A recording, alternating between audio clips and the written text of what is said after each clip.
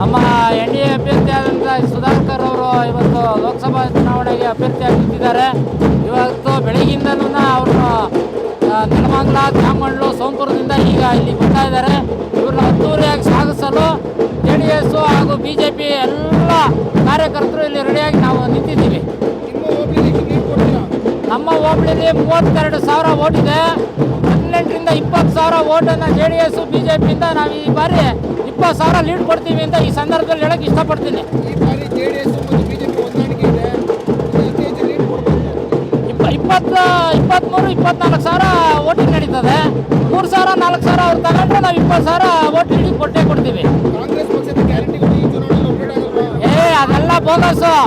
ಅದರಿಂದ 9 ತಿಂಗಳಲ್ಲಿ ನಳ್ತಾವ್ರೆ. ಮಳೆ ಇಲ್ಲ, ಬೆಳೆ ಇಲ್ಲ, ಕುಡಿಯೋಕೆ ನೀರಿಲ್ಲ. ಊರಲ್ಲಿ ನೀರಿನ ಹಾಹಾಕಾರ ಜಾಸ್ತಿ ಆಗೈತೆ.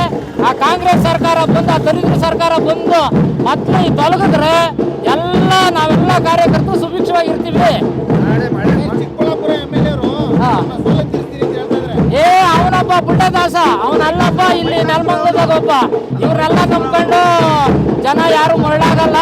ಏನೋ ಅತಚುರಿ ಆಯಿತು ಹೋದ ವಿಧಾನಸಭಾ ಚುನಾವಣೆಯಲ್ಲಿ, ಏನೋ ಒಂದು ಅಸಮಾಧಾನದಿಂದ ಎಲ್ಲ ಕಾರ್ಯಕರ್ತರು ಓಟ್ ಹಾಕ್ಬಿಟ್ರು. ಅದರಿಂದ ಸರ್ಕಾರ ಬಂತು. ಬಟ್ ಆದರೆ ಲೋಕಸಭಾ ಚುನಾವಣೆಯಲ್ಲಿ NDA ಅಭ್ಯರ್ಥಿಯಾದ ಸುಧಾಕರ್ ಅವರಿಗೆ ಗೆಲ್ಲೋದು 400 ಸೀಟು ನಮ್ಮ ಭಾರತ ದೇಶದಲ್ಲಿ ಬಂದೇ ಬರ್ತದೆ. ಯಾಟ್ರಿಕ್ ಹೀರೋಸ್ ನರೇಂದ್ರ ಮೋದಿ ಅವರು 3ನೇ ಬಾರಿ ಪ್ರಧಾನಮಂತ್ರಿ ಆಗೋದು ಖಚಿತ. ಸೋಲೂರಿನ ಮತದಾರರು ಭಾರತೀಯ ಜನತಾ ಪಕ್ಷಕ್ಕೆ ವೋಟ್ ಮಾಡಿದ್ರೆ ಸುಭಿಕ್ಷವಾಗಿ ನಮ್ಮ ಸೋಲೂರು ಹೋಬಳಿ ಇರ್ತದೆ.